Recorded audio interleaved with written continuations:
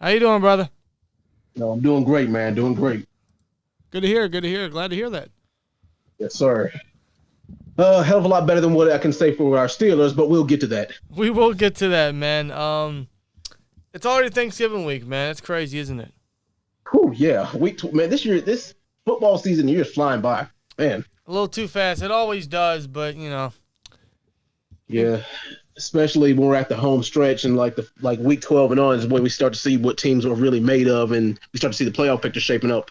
Exactly. Yeah.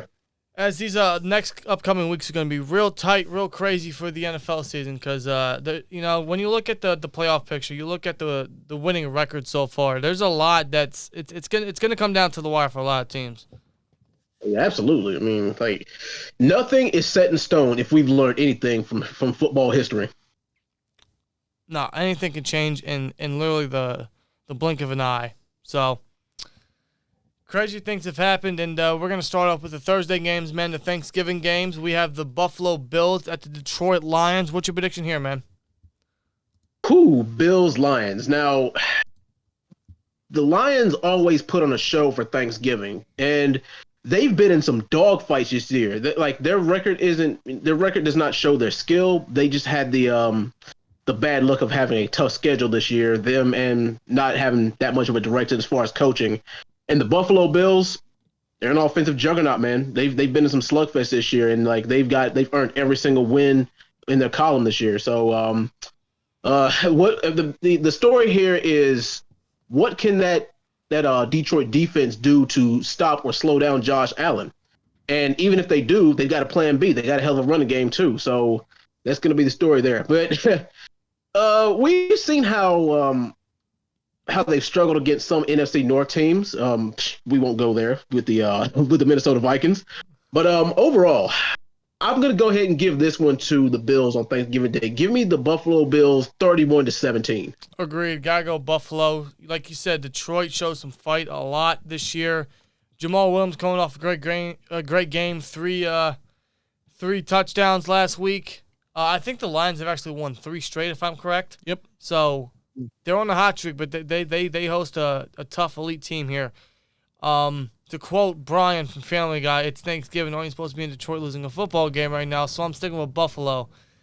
Definitely gotta go with Buffalo here. Yeah, it's always a Thanksgiving tradition for Detroit to be playing during the holiday, but it's also a tradition for them to lose. I mean, props to Detroit. They're a fighting team. They've won 3 straight, but Buffalo, they're an elite team. They're a Super Bowl favorite, and they're going to continue to get wins on their win column, and I think they do it right here on Thanksgiving, so give me Buffalo for sure. Now, the second game for Thanksgiving, we have the New York Giants traveling to Dallas to face the Cowboys in an NFC East matchup. This should be a really good one. These ones always are.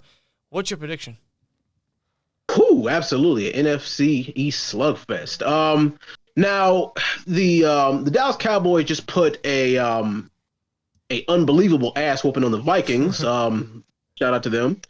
And people are still trying to figure the Giants out. Like, they're 7-2 right now. I believe so. Yeah, 7-2, and some people are trying to figure out if they're a fraudulent 7-2 or are they a legit 7-2. This game is going to show what they are made of. Now, we already know what the Dallas Cowboys can do. Offensively, they are pretty damn stacked, and their defense, I feel like they don't get the credit they deserve, but their defense, they can hold some offenses down. But I mean, let's not kid ourselves here. At this point, Dak is a better quarterback than Danny Dimes is. But I mean, Saquon and that rest of that receiving core, they can hurt Dallas's defense. I mean, don't let them get started. And I actually believe that Saquon's a better running back than Zeke is when 100% healthy. This is going to be another one of those down-to-the-wire games. And I don't know what it is, but it seems like that Dallas always has bad luck on Thanksgiving.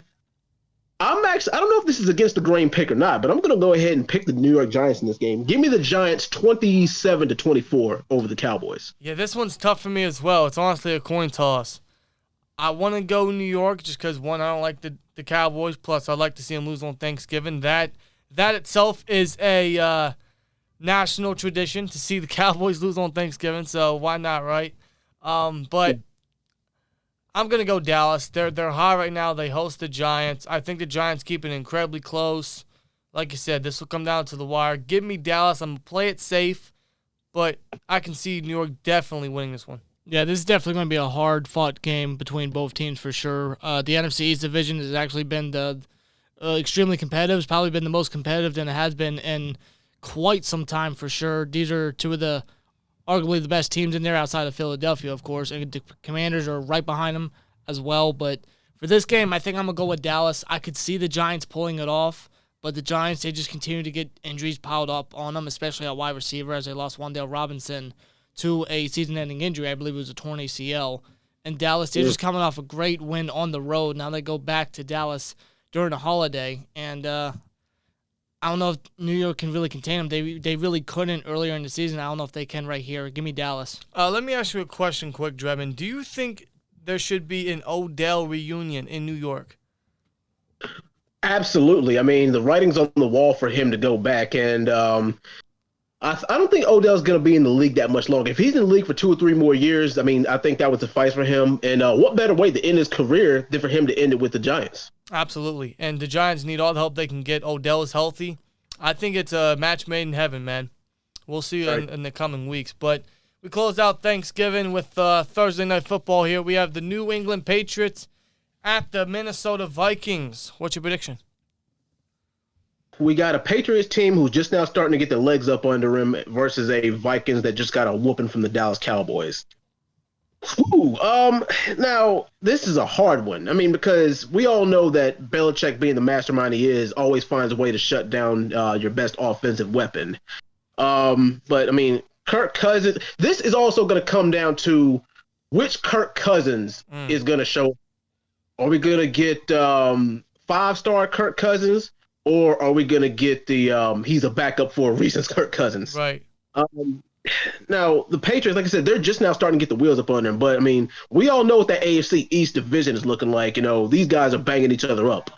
But, man, you know, they say you're only as good as your last game. I'm actually going to go with the Patriots in this game, as much as I don't want to. Give me the Patriots in this one, let's say 28-24. Okay. Honestly, that's probably the safe route because you're right about the Kirk Cousins argument. And plus, this is Kirk Cousins in prime time, under the lights. This is also in Minnesota, though, and they're coming off a terrible loss. They're trying to get back on their feet. So, in that case, I just don't know about New England that much to pick them here. They won crazy almost as time expired with a late return touchdown versus the Jets last week. So, they're on a roll. Vikings trying to get back on that. This is tough. And like I said, the Patriots is probably the smart pick just based on the Cousins argument you made. Yeah. But something tells me the Vikings are going to want to bounce back, so give me the Vikings. I mean, this is another game that, in my opinion, could definitely go either way. Like Drebin said, and I agree, it really depends on which Kirk Cousins shows up. I mean, he's got the targets. He's got Jefferson, Thielen, Hawkinson. He's got the running back to hand the ball off to. You know, he's got everything around him. It's just it always falls on how he performs against I believe that New England actually has a winning record at this point, and it's in prime time. But,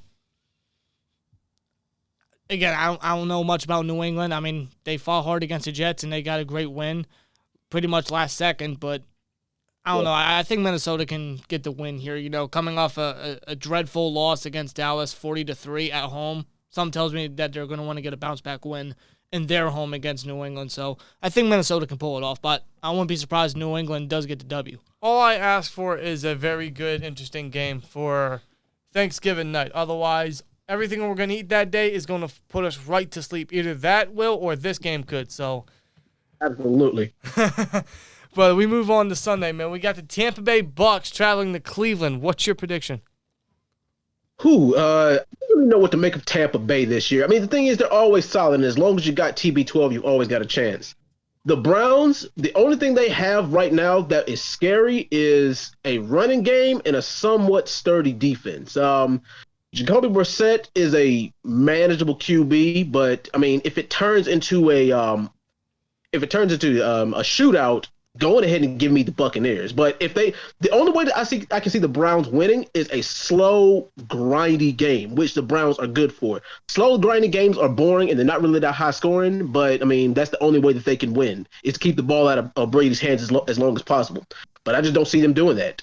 Going ahead and giving me the Bucs in this game, 20-28 over the Browns. Yeah, I think this is going to be low scoring. This is two teams that are decently defensive, but the Bucs offensively, they kind of struggle to score consistently. And I think the Browns are going to use the ground game to try to keep Brady off the field. But I'm still not going to bet the Browns because they're in a tough spot right now in Tampa Bay. You know, they're trying to increase their record in the playoff spot and the playoff berth. So around this time of year, it's when Tom Brady starts eating again. So give me Tampa Bay. Yeah, I have to agree. You know, it seems to show that Tampa Bay and Tom Brady seem to be turning the tide a little bit. You know, I believe they're on a 2-game win streak right now based off, you know, how they were to start the season. They seem to be turning the tide slowly but surely. Cleveland, they've remained competitive in some aspects of their previous games, but in the end, they just lose in blowout fashion. Mm-hmm. And I don't think this will be a blowout. I think this can be a slugfest. I think this can be real close. And it won't surprise me if this is a battle between both running games for both teams. But I think Tampa Bay can get the victory here on the road. This will be the last game without Deshaun Watson for the Browns, I believe, as well. So that'll be interesting. Definitely. Next game, Cincinnati at Tennessee. What's your prediction? Wow. This is also another toss-up kind of game. Both teams struggled last week. Well, you know, Titans more or less. Like I said, you know what? Both teams actually did struggle last week. The Tennessee Titans, we all know what weapons they have. They got a hell of a running game, and they've got somewhat of a receiving core too. The only thing that is their kryptonite, or the only area where they faltered in, is their secondary. Now, they can get to the quarterback, and the thing is, we all know that if Joe Burrow gets hit, he gets happy feet. He starts, scrambling out of the pocket, and he doesn't play like himself. But that receiving core, we've seen what that receiving core for the Bengals can do, even without Jamar Chase. As long as they give Burrow time to sling the rock, he can make some things happen. But we could get another Mike Vrabel special to where he the one where he beat the Patriots in the playoffs, where he was very manageable with his clock. He pretty much kept the ball out of the quarterback's hands as much as possible. And I think that's going to be the key to beating the Bengals here. He can implement that same strategy. Go on ahead and give me the Titans over the Bengals in this game. Give me the Titans 27-23. Yeah, I agree. I'm going Titans here. Bengals might be getting Chase back, but I'm still not all that sold on Cincinnati this year. They've had a couple good wins, like against us, the Steelers last week. They blew out teams like the Panthers and the Falcons. I mean, they're starting to get back on a roll, but I'm still not entirely convinced. Tennessee, as long as they got Derrick Henry running the rock and Mike Vrabel head coach, they're going to be competitive. Yeah. They're at home. Give me Tennessee. Yeah, I mean, both teams to me are quite unknowns, especially Cincinnati. They did kind of underperform, especially in the first half against the Steelers last week until ultimately they made adjustments, and we know what happened in the second half. But Tennessee, I mean, they're a fighting team. Mike Vrabel just seems to know what he's doing, despite the injuries that they just seem to be getting pretty much week in and week out. Vrabel just finds a way to make sure that team remains competitive and wins with pretty much practice squad guys having to step up to fill in for his injured stars. Tennessee, they just seem to be a bit more convincing than Cincinnati to me, and just like Dan said, as long as Derrick Henry runs the football and succeeds at it, which 9 times out of 10 he will, Tennessee just seems to get more wins in their win column, and I think that's what happens here in Tennessee. So I'm going with Tennessee here for sure. Yeah. Next one is, I don't know, can you call us a no contest? It's Houston at Miami. What's your prediction? Oh, yeah. You got a 1-8-1 team going up against an AFC East beast. So, the Texans this year have been underwhelming. And the thing is, we know what it is with them. We know that they're rebuilding. But the thing is, they've been in some games too. They've, been in some fights as well. But they could have easily been like a 3-win team, but still, like, that's not enough going up against the Dolphins with a healthy Tua. For me, it's an open and shut case, especially if they let Tyreek Hill get loose. It is, it's all over but the crying. Mm-hmm. So go on ahead and give me the Dolphins in this game 31-10 over the Texans, especially with the Dolphins being at home. Yeah, absolutely. Even Damian Pierce had a rough game last week. So against the stud Miami defense, I think they replicate pretty much what happened to Houston last week. Miami, this is my lock of the week. Yeah, it's the same for me. I mean, Houston, they're definitely in a down year. Davis Mills, I heard his job's not safe anymore. I heard that their head coach is exploring the option there at quarterback, see if he wants to start somebody else. But even then, that's not going to help Houston whatsoever. I mean, it's just them trying to find their identity and just pretty much see what they got when it comes to the quarterback position for the remainder of this year. But, yeah, Miami's going to get this one, especially at home. Yeah, give me Miami. Next game, we have the Chicago Bears at the New York Jets. How about Justin Fields, man? What's your prediction? Oh, man. This is another team whose record, doesn't reflect their talent. Again, they just had the benefit of having a tough schedule this year. And also, the Jets are in that whole are they legit or are they frauds area. And we're going to see because the Bears are a team that they'll take you through the water. They have an offense that is not to be slept on. I can't really say whether I think Zach Wilson is a better quarterback than Justin Fields. I would have to say that Justin Fields probably a more well-polished athlete, but a quarterback, that remains to be seen. And the Jets got some weapons, and they got some pretty damn impressive wins this year. And but the Bears, their defense they're not as scary as they used to be, but the defense is actually pretty stout and can give Zach Wilson some fits. But let's not forget the Jets have a decent running game as well.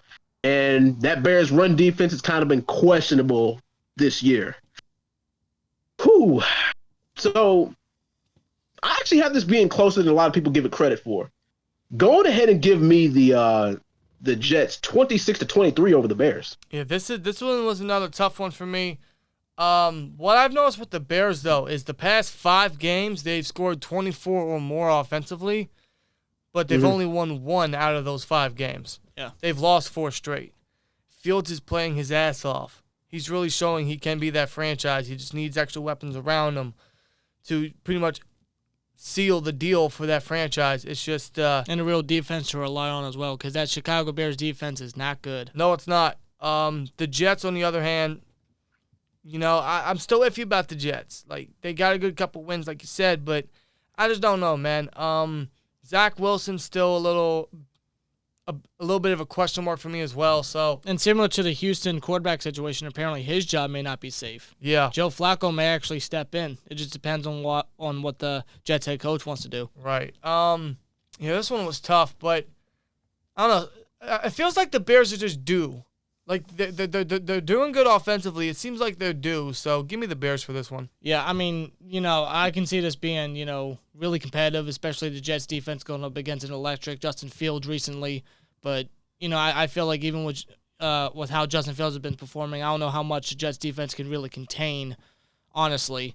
And going up against a guy like Justin Fields, it's an actual true, in my opinion, a true challenge for the Jets defense. Obviously outside of Buffalo and stuff like that, because they did beat Buffalo a few weeks ago. But I don't know. The Jets just seem to be a little iffy at the moment. The Bears, they're showing life. They're showing signs of growth and a potential good team down the road. And Justin Fields is leading that charge. And they're due for a win. I agree with what Dan said. So I think Chicago can get this win for sure. Yeah, this one was tough.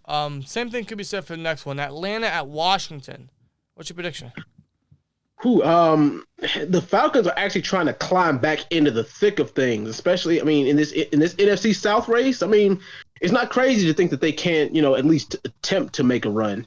Marcus Mariota's kind of starting to get his feet back under him, especially, he's starting to make Kyle Pitts come alive and the rest of that receiving core. The only problem is can they hold on to the lead? They have this I don't know what's been up with them.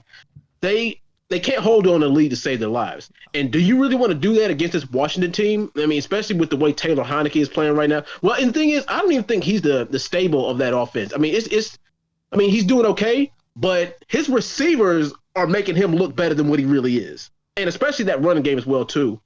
And let's not sleep on that Commanders defense. Commanders defense is better than the Falcons are at this point. But I actually have this also being the closest game than people give it credit for, too. Go on ahead and give me the Falcons 27-24 over the Commanders. Yeah, I mean, I can see this being, really competitive, especially the Jets defense going up against an electric Justin Fields recently. But, again, the Bears defense is Going ahead and give me Washington in this game over the Falcons.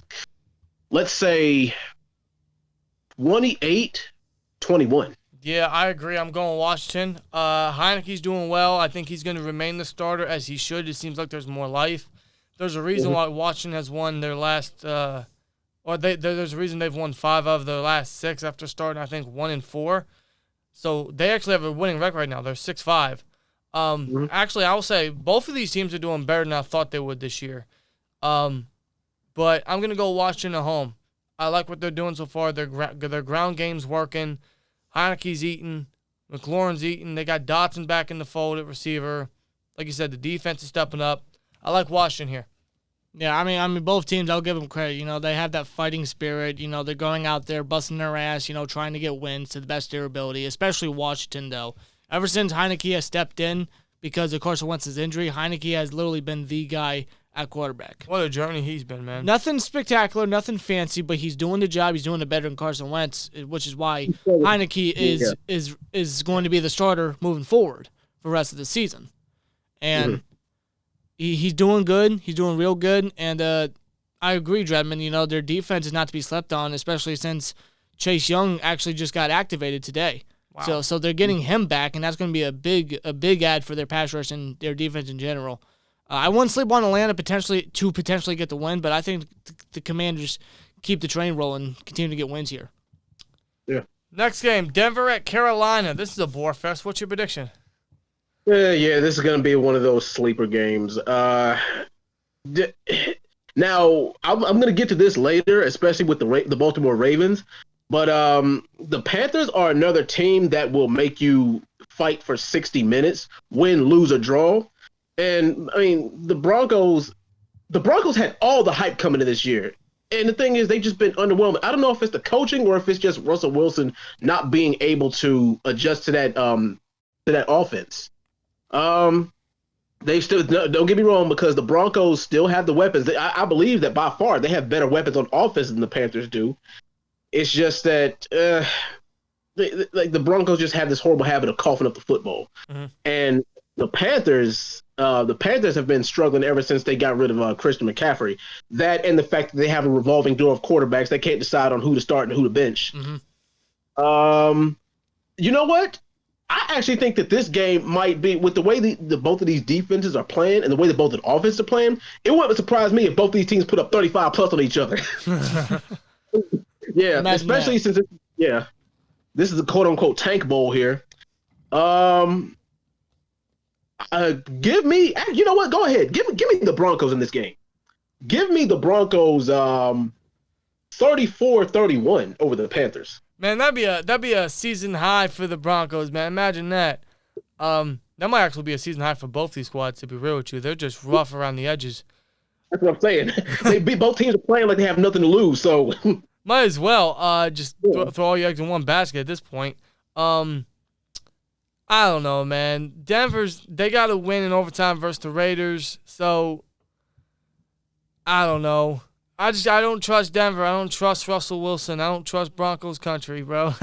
I mean, I honestly feel like Dante Foreman's gonna have another good game. I know Denver's defense is really solid, but Foreman is really starting to run that train there. So I think he's gonna have a good game here, and because of that, give me Carolina. Although I wouldn't be surprised if Denver pulls it off. I don't know, man. Denver's been a huge disappointment. This ride for Denver has been nothing but speed bumps, literally every single freaking inch, honestly. Russell Wilson's been extremely disappointing. Nathaniel Hackett has not been the offensive genius that he was back when he was the offensive coordinator for Aaron Rodgers in the Green Bay Packers. That's because he was carried by Aaron Rodgers. Yeah. I mean, pretty much. The same way Canada was carried by Ben, I suppose. But, I mean... Carolina, they're not that much better. I mean, they've been a disaster for several years. That's the best way I can honestly put it. But give me Carolina. I honestly don't know, if I'm going to be honest. You know, it can go either way, but I think I'm just going to go with the home team because I'm uncertain about who could honestly win here. So I'm going to go with Carolina here. It would not surprise me if Carolina were to win this one. Okay, well, the next game is the Baltimore Ravens at the Jacksonville Jaguars. Prediction? This might actually be my first upset of the week, guys. Baltimore struggled last week against a team that they should have slaughtered. On paper, the Baltimore Ravens should have slaughtered Carolina last week, but for some reason they didn't, or they couldn't. And the Jacksonville Jaguars, they are another team that will make you fight too, especially when they are in home games. So, I mean, the thing is, we all know what Lamar Jackson can do, and we all know what offensive weapons the Baltimore Ravens have. But, I mean, call me crazy, but this is a game that is the writing's on the wall for the Ravens to drop a game like this. Like I said, a win wouldn't surprise me, but I'm going to go ahead and go with the upset here, guys. Going ahead and give me the Jacksonville Jaguars over the Baltimore Ravens, especially if this is like a slow, grinding kind of game. Give me Jacksonville 24-21 over the Baltimore Ravens. My first upset of the week. Dredman, you are not alone. I am going Jacksonville as well. I think Etienne's going to ball out. I think Kirk gets a touchdown. I think this is a classic Baltimore Ravens playing down in a competition game. Mm-hmm. So I agree with you, man. Jacksonville all the way. Yeah, I 100% agree with both of you. Baltimore is not convincing whatsoever. So we're all betting against Baltimore. I love it.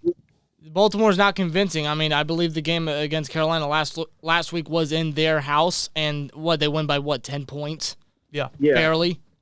I mean, they're not a convincing team. Jacksonville, I mean, they're not having much success, but they're having a lot of heart and a lot of fight in this season with Doug Peterson being head coach and Lawrence still developing and getting the weapons around him to gel with him and everything like that. And it seems to be working week in and week out.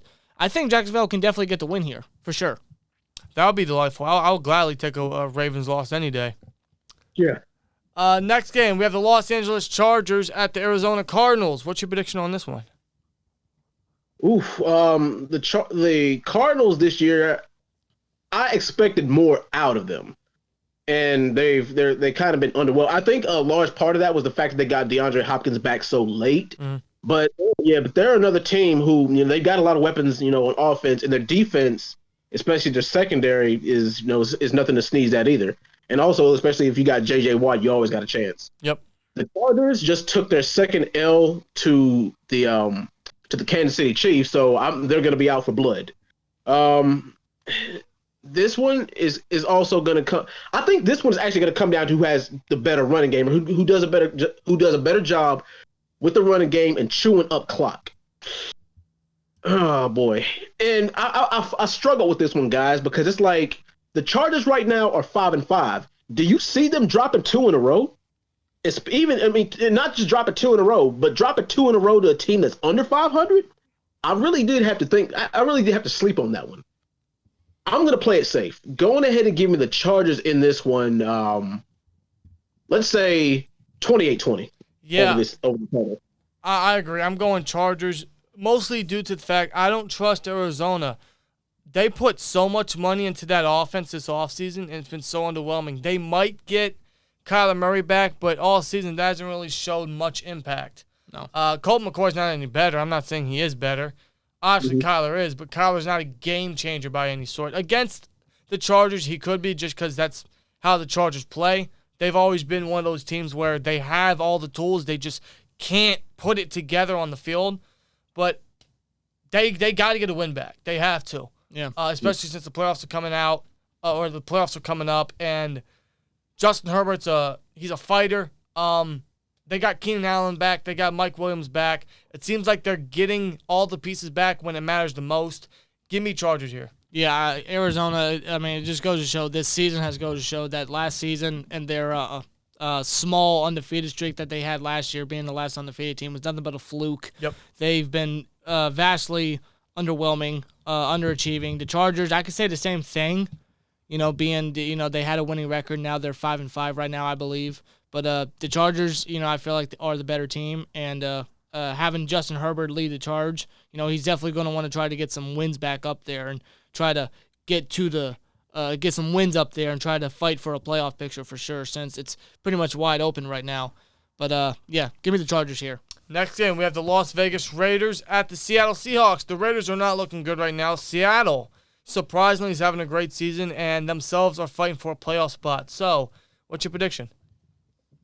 I did not expect the Seahawks to be, I'm not going to say they're a great team, but I did not expect them to be in the position that they're in, especially in the NFC West, because the NFC West is a division that normally beats each other up. I mean, because come on, you got the Niners, you got the you got the Niners, you got the Rams, and you got the Cards. But the Cards are playing, not so good this year. But this game, the thing is, the writing on the wall is for the Seahawks. Now, on paper, this is a game that the Seahawks should win. The Raiders, they're not doing so good this year. And the thing is, they're a one-dimensional offense. It's like you live by Devontae Adams or you die by Devontae Adams. And it's like if you can stop him, you pretty much stop their whole offense because, you sack Derek Carr 3 or 4 times, pretty much game over, especially if you turn the ball over because I think they're, one of the most turnover-prone teams in the league right now. Correct me if I'm wrong. But, yeah, this is a game that the Seahawks should take handily. So go on ahead and give me the Seahawks 28-17 over the Raiders. I think this is a coaching mismatch. Pete Carroll versus Josh McDaniels. I think the 12s are going to go wild in Seattle. Mm-hmm. Give me Seattle here. I think Kenneth Walker has another great game. Geno Smith's looking good. Seattle, right now, as we stand, as of this recording, is first place in the NFC West. If you told me by Thanksgiving time Seattle will be first place in their division, God, man. But how about it? And good for Seattle, good for Pete Carroll, good for Geno. Give me Seattle in this one. Yeah, definitely. Seattle for sure. They did lose a tough matchup against the Buccaneers back in Germany about a week ago. And they're coming off their bye week, I believe, and, they're going to be hungry for another win. Knowing that their 4-game win streak was, ended by the Buccaneers. The Raiders, they got an overtime win against Denver last week. But, they have guys like Adams and Josh Jacobs that are getting going. But, I mean, the Raiders have not been good. And Josh McDaniels, I mean, God bless the Raiders, honestly, because they're going to be stuck with them, according to their owner. So, give me Seattle here. I think Seattle definitely wins this one for sure. Next game, we have the Los Angeles Rams at the Kansas City Chiefs, man. What's your prediction? Yeah, nothing less than an ass whooping because the Rams have disappointed me this year. I thought, the thing is, it's not their fault. It's not all their fault because look at all the weapons they've lost. They lost, they lost Robert Woods. Odell Beckham's not playing. They lost, Cooper Kupp to injury. So, they're hurting right now. All they have is Matt Stafford, and all they got is a running game. And the thing is, one of their saving graces is the fact that they got a good front seven. But the Chiefs, no explanation needed. The Chiefs are an offensive juggernaut, man. Mm-hmm. And not to mention, they're at Arrowhead. They're at home. Like I said, now, here's the thing. 2 years ago, or even last year, this would have been a 5-star match. This would have been a Super Bowl caliber match here. But, that's not the case this year because the Rams are missing way too many pieces. And like I said, look at all the weapons. Travis Kelce is top 2 tight ends in the league this year. And guess what? He ain't number 2. No. So, give me the Kansas City Chiefs in this game. 34-20. Yeah, this is a mismatch in my book. I think Kansas City has won 25 straight in the months of November and December. They're going to keep that going. Yeah. You can't bet against Kansas City at this time of the season. Can't bet against Mahomes. They're doing everything right now. Kansas City is absolutely eaten, and that remains the same. Kansas City definitely. Yeah, Kansas City's completely unstoppable at this point. The Rams, they're hurting, and I don't know what the deal is with Matt Stafford. I heard he got another concussion last week, so he may not even play in this one. If that's the case, even if Stafford's in, it's obviously a better chance for Los Angeles. But he don't have Cooper Kupp. All he has is Allen Robinson, but he's been a free agent bust this year for the most part. Kansas City, man. Open and shut case. Yeah, enough said, man. Kansas City. Next game, anyway, New Orleans Saints at the San Francisco 49ers. What's your prediction? The Saints are another underwhelming team this year, despite all the weapons that they have. And I think that's probably the fact that they don't have a stable quarterback either. The 49ers are solid. They just need that one last thing for them to break through, for them to be an elite team. I mean, sure, it was horrible at the fact that they lost to they lost Trey Lance at the beginning of the year. That's unfortunate, but we've seen what they've been able to adjust, and it's fortunate they have been able to adjust. Against this Saints team, there's no reason why they shouldn't be able to pull out a win here. So go on ahead and give me the Niners 27-17 over the Saints. Yeah, I think this is an obvious one. The Saints will probably fight a little bit. I think Olave and company will keep the fight in the game, but San Francisco's really on a roll right now, so they have too many offensive weapons to game plan against. Yeah, San Francisco at home for sure. Yeah, without a doubt. Jimmy Garoppolo, since he stepped in when Trey Lance got hurt, he's been serviceable. Nothing great, nothing miraculous, but he's serviceable. He's doing his job. He's keeping them competitive like he has been since he got traded to San Francisco. Their defense is great. George Kittle's finally getting into rhythm. Brandon Ayuk stepping up big. Deebo Samuel, when he's healthy, he's real good. They got Christian McCaffrey, and they got Elijah Mitchell back now. So San Francisco, they're starting to look healthier, and they're looking real good now. In New Orleans, not so much. So definitely give me San Francisco for the win here. Sunday Night Football. Green Bay Packers at the Philadelphia Eagles. This could be a decent one. What's your prediction? Eagles are 9-0. Now, the thing is, Eagles got a 9-1 record, but 3 of those games they've struggled in. Mm-hmm. The Green Bay Packers, they're on the down track this year. I don't know if it's because of the fact they've had a tough schedule or if it's because Aaron Rodgers is losing his touch. I think it's probably the latter more than the former. Well, yeah, I'll say it's the former more than the latter. It's just that, we've seen Christian Watson emerge as his number one wideout, and it's looking that way moving forward. But the Eagles right now, the Eagles are a well-oiled machine, and I wasn't ready to call them legit yet, but I'm actually going to go ahead and call them legit now. Now, whether they can replicate this performance in the playoffs is another story altogether. But as always, we've been saying this for like the last 12 years, guys. You can't count Aaron Rodgers out. But against a team like this, I mean, he's been prone to losing to teams that are, prone to above 500 teams. Go on ahead and give me especially because the Eagles are at home.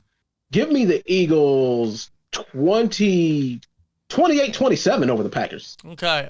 Yeah, this one was a very interesting one to pick because, like you said, Christian Watson has really come out as his number one. He has 5 touchdowns over the course of what was pretty much 4 days. They have a mini bye since losing that Thursday night game versus the Titans.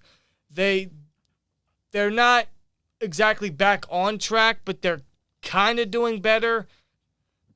And yeah, but the Eagles at the same time, they still have one of the best records in the league, but they have struggled the past couple weeks. Now, It's A-Rod in prime time. You could anticipate this being competitive and close. It depends if Philly comes out at home under the lights, bringing out the Philly team we saw in the first half, or we're going to see what we've seen the past couple weeks. Yeah. That's going to determine the course of this game. I think it's going to be close, but I'm still going Philly. It's at home. They're still looking good. Got to go the hot hand. Yeah, definitely. This game I feel like can definitely be really, really close. Potentially even could come down to a game-winning field goal potentially. Philly has struggled a little bit. Green Bay, they're trying to get their rhythm together. A-Rod and Christian Watson seem to be connecting real well. Their defense is kind of stepping up a little bit, but they are going up against a hot and fiery Eagles offense still. Despite them struggling a little bit, they're still a hell of an offense. And Philly's defense, they just find ways to be able to get turnovers, and that's something that A-Rod has actually been hurting the Packers on, is his turnovers. He's been very turnover heavy, more so than he ever has in his career. So I think Philadelphia, in a close matchup, in a hard-fought game between both teams, I think Philadelphia does get the win here. We move on to Monday Night Football to close out Week 12, man. What we've been waiting for. Yeah, Dredman, man. I'm very curious to hear your thoughts about our beloved Pittsburgh Steelers. How do you feel about this team after what happened pretty much yesterday? Just this year in particular, they've been underwhelming. They've, we're in. This is what you would call a soft rebuild for the Pittsburgh Steelers. I mean, I didn't expect a Super Bowl caliber team, especially with this first year with Big Ben being gone. It's just that we've let a lot of games slip through our fingers this year. We're sitting at 3-7 right now, but I expected us to be around 5-5 around this time of year. And it's been a multitude of things, guys, from our draft choices to letting certain people go. And what was that? In the beloved words of South Park, blame Canada. Yes. But yes. The thing is, Kenny Pickett, I'm not going to give him too much hell because this is his first year. I mean, he's pretty much been in the first few games. He's been pretty much thrown to the wolves. Like, welcome to the NFL, Kenny Pickett.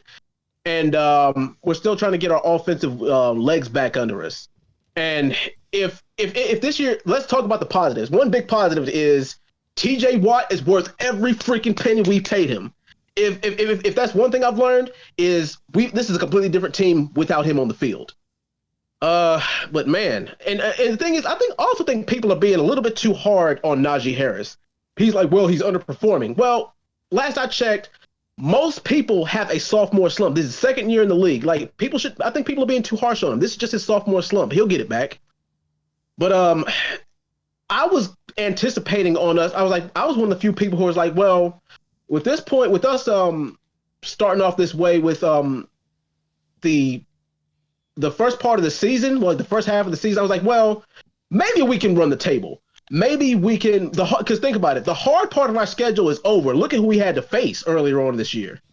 I was thinking, well, it's not crazy to think we can't, because if you look at the way that certain teams have played, I'm like, well, we've seen teams start off 4-0, 5-0, 6-0, and then completely miss the playoffs altogether. And we've seen teams go 8-8 and win the Super Bowl. We've seen teams get their shit together later on in the season. I was like, well, maybe that can be us. But right now, I'm not going to say now, not only do the Steelers need to run the table, but now we need to run the table and we need a massive amount of help. And I'm not going to be one of those people who suggest that we do that dreaded thing that a lot of Steelers fans will crucify me for, that dreaded T word. But man, with us going up against this Colt team, this was another team that I said that we could probably get back on track for and run the table on. Because the Colts, they haven't really been that impressive this year either. It's not. This is a game that, I mean, I'm not going to say the Steelers should win this one, but it would be in our best interest to win. I mean, the thing is, we've got all the weapons and everything that it takes to win this game, but we have to hold on to leads. That's our biggest problem. We have a lead and we don't put our foot on the gas. Hell, that's been a problem even when the Big Ben days have been around. Nope. Us not being able to close the door on teams. Like, if there was one team to close the door on, it would be against this one. Now, as far as the Colts have a hell of a running game. And even with T.J. Watt, our run defense has struggled. Our run defense has struggled ever since we lost Bud Dupree, because he was the cleanup guy. And we haven't had anyone. I mean, the thing is, and I love Alex Highsmith to death. It's just that he hasn't been able to replicate Bud Dupree's performance. My head says, my head says Colts, but my heart says Steelers. I'm going to go with my heart in this game. Go on ahead and give me the Pittsburgh Steelers game 24-21 over the Colts. All right, man. I'm gonna be 100% real with you. Mm-hmm. I'm gonna go with the Colts, and at the start of the season, I would have never said that because, as you know, we've beaten the Colts every year since 2008. We usually have their number. Exactly. This year, man, is something about this team and something about that performance last week that's just telling me I'm not that confident this time around, man. Now, the Steelers could pull it off. They could show, hey, we still do have the Colts number. The Colts still can't beat us. And this is in Indianapolis. This is in prime time. This is under the lights. It's in a dome, but still. I'm I just don't know about this team anymore. I agree with most of what you said. It's just I anticipated a little bit more fight from this team, and we've gotten pretty much none of that. Yeah. The Colts, like you said, aren't that impressive. They are pretty much a one-man team with Jonathan Taylor. We got to slow him down and put the ball into Matty Ice's hands. Otherwise, I think Jeff Saturday is going to bring more fight out of that team as he has the past 2 weeks. So Yes. I'm going to go Indianapolis, but hopefully the Steelers prove me wrong and, get a dub. Yeah, this is definitely going to be an interesting matchup here for sure. Jeff Saturday's third career game coaching for the Colts, and since he stepped in, since Frank Reich got fired, he's been a positive just a little bit for the Colts. Jonathan Taylor's finally getting into rhythm and playing like the player that he was last year, and Matt Ryan's got his job back, and the defense has been keeping them in games. They've been doing their job and stuff like that. The Colts, they're nothing fancy. They're nothing great. They've had a very iffy season just like us. But the Steelers, man, I don't know. They have not made any adjustments.